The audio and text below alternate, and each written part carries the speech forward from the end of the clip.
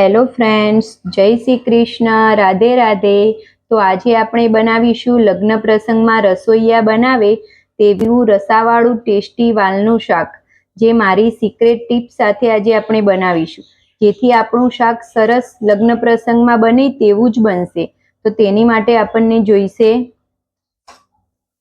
3 નંગ ટામેટા છે, 2 લીલા મરચાં, 2 ડુંગળી છે, 2 ડુંગળી છે, 1 બટેકું છે, 1 આદુનો ટુકડો છે, અને આ 1 કપ વાલ છે, જેને મેં ઓવરનાઇટ પલાળીને રાખ્યા હતા.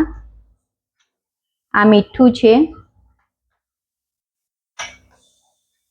1 લાલ મરચું, 1 તમાલપત્ર, ગોળનો ટુકડો છે, ગરમ મસાલો છે, હળદર પાવડર, કાશ્મીરી લાલ મરચું પાવડર, જીરું, ધાણા જીરું પાવડર, તેલ જરૂર મુજબ. મેં કુકરની અંદર ઓવરનાઇટ પલાળેલા વાલ એડ કર્યા છે, તેની અંદર 2 ગ્લાસ પાણી એડ કર્યું છે, 1 ચમચી મીઠું એડ કરવાનું છે. હવે તેની અંદર 1 બટેકું એડ કરી અને બફાવા માટે આપણે ગેસ ઉપર મૂકી દઈશું. કુકર બંધ કરી દઈશું આપણે. હવે આને ગેસ ઉપર આપણે મૂકી દઈશું. ગેસ ઉપર આને 5 થી 6 વિસલ કરી લેવાની છે. જ્યાં સુધી આપણા વાલ બને છે ત્યાં સુધી આપણે એક ગ્રેવી રેડી કરી લઈશું મિક્સર જારની અંદર. તો તેની માટે મેં એક મિક્સર જાર લઈ લીધું છે. તેની અંદર 2 આ ડુંગળી છે તેને મોટી મોટી ચોપ કરી લઈશું આપણે. આને આપણે પેસ્ટ બનાવવાની છે.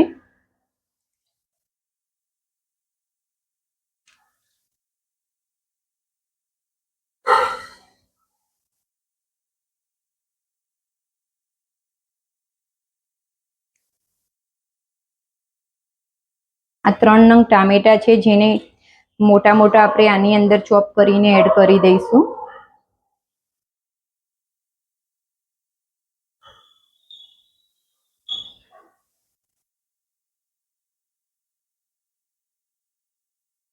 આ આદુના 2 ટુકડા છે નાના નાના, એ પણ અંદર એડ કરી દઈશું.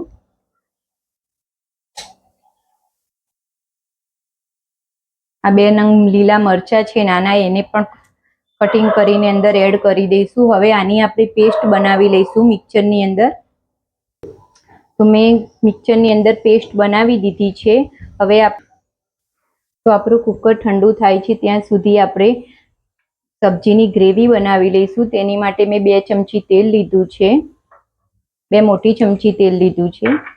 આપણું તેલ ગરમ થાય છે ત્યાં સુધી આપણી એક સિક્રેટ પેસ્ટ બનાવી લઈશું, જે આપણી સબ્જીની અંદર એડ કરીશું.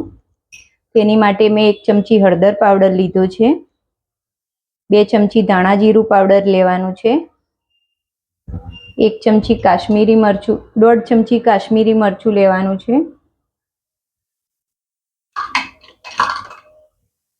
અડધી ચમચી ગરમ મસાલો એડ કરીશું અંદર, અડધી ચમચી મીઠું એડ કરીશું. આપણે ઓલરેડી વાલ બાફતી વખતે મીઠું એડ કર્યું છે, એટલે અડધી ચમચી જ એડ કરવાનું છે. હવે તેની અંદર અડધો ગ્લાસથી પણ ઓછું પાણી એડ કરવાનું છે. આ બધાની આપણે એક પેસ્ટ બનાવી લેવાની છે.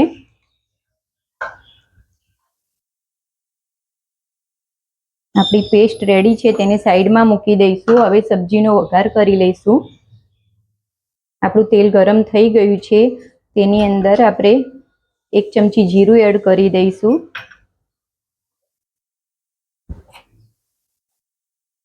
અડધી ચમચી હિંગ એડ કરી દઈશું. 1 લાલ મરચું છે તેને કટ કરી અને તેની અંદર એડ કરી દઈશું. 1 તમાલપત્ર એડ કરીએ તેની અંદર.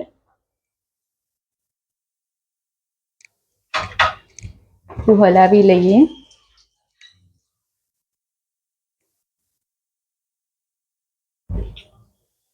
હવે આ પીસીને રાખેલી પેસ્ટ અંદર એડ કરીએ આપણે.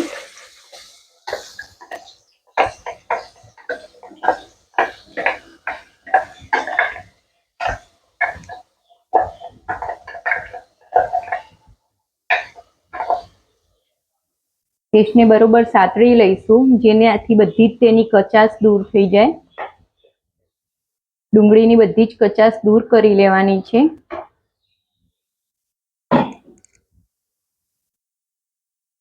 આપણી ગ્રેવી સંતળાઈને રેડી છે. તેમાંથી તેલ પણ છૂટું પડી ગયું છે. હવે તેમાં 1 ચમચી લસણની પેસ્ટ એડ કરીશું, જે મારી જોડે ઓલરેડી બનાવેલી પડી હતી. જો તમારી જોડે ના હોય તો તમારે ગ્રેવી બનાવતી વખતે 4 થી 5 કળી લસણ એડ કરી દેવાનું છે પેસ્ટ બનાવતી વખતે.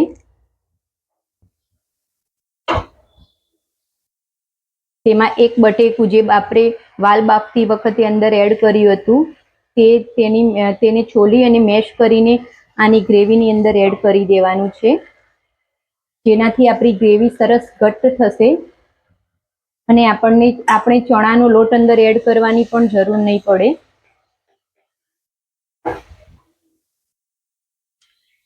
હવે તેમાં આપણે બનાવીને રાખેલી પેસ્ટ અંદર મસાલાની એડ કરી દઈશું.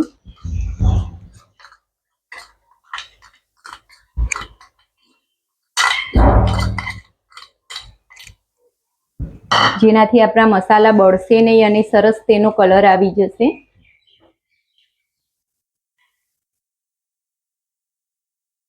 તેમાં અડધો ગ્લાસ પાણી એડ કરી દઈએ.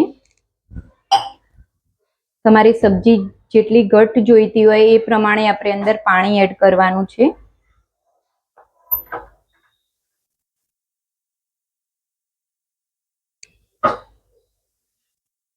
હવે બાફીને રાખેલા વાલ એડ કરી દઈશું અંદર.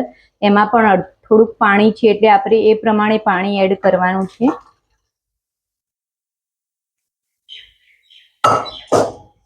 અને 5 મિનિટ સુધી ગ્રેવીને થીક થાય ત્યાં સુધી ચડવા દઈશું. લાસ્ટમાં તેમાં ગોળનો 1 આટલો ટુકડો એડ કરી દઈશું અંદર.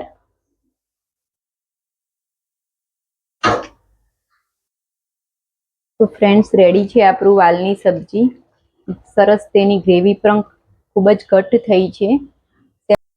તો આપણી સબ્જી બનીને રેડી છે. હવે આપણે ગેસ બંધ કરી દઈશું અને ઉપરથી તેમાં લીલા ધાણા એડ કરી અને સર્વ કરી દઈશું.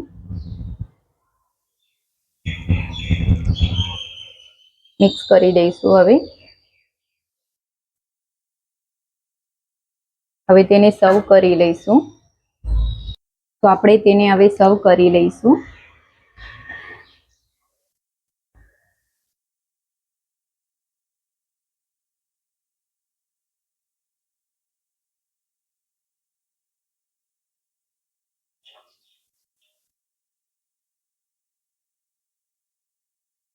તો ફ્રેન્ડ્સ, આપણી સબ્જી રેડી છે.